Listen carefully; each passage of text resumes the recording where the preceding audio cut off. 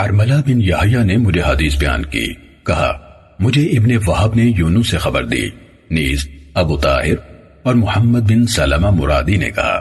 ابن وہب نے یونس سے حدیث بیان کی،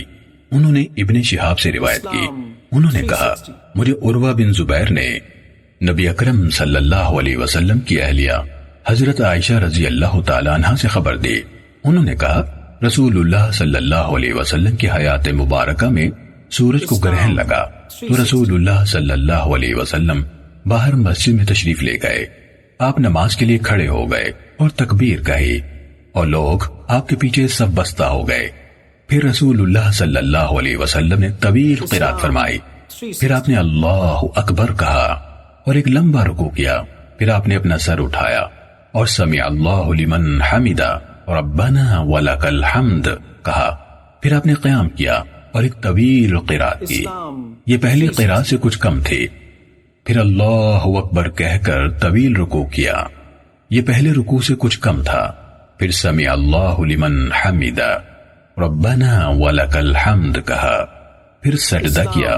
اور ابو طاہر نے ثم سجدہ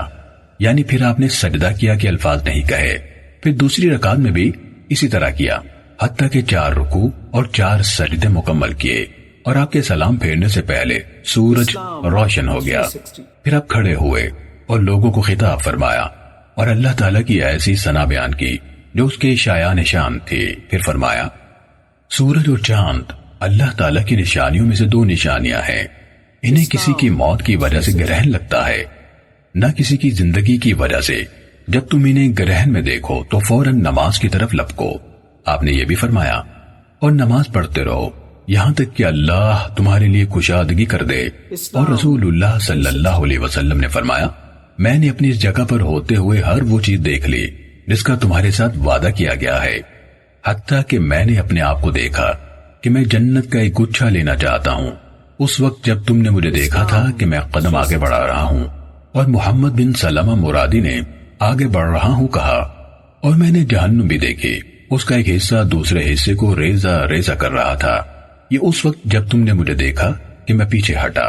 اور میں نے جہنم میں عمر بن لحی کو دیکھا جس نے سب سے پہلے بتوں کی نظر کی اونٹنیاں چھوڑی۔ ابو طاہر کی روایت نماز کی طرف لپکوں پر ختم ہو گئی، انہوں نے بعد والا حصہ بیان نہیں کیا۔ اسلام صحیح مسلم حدیث نمبر 2091۔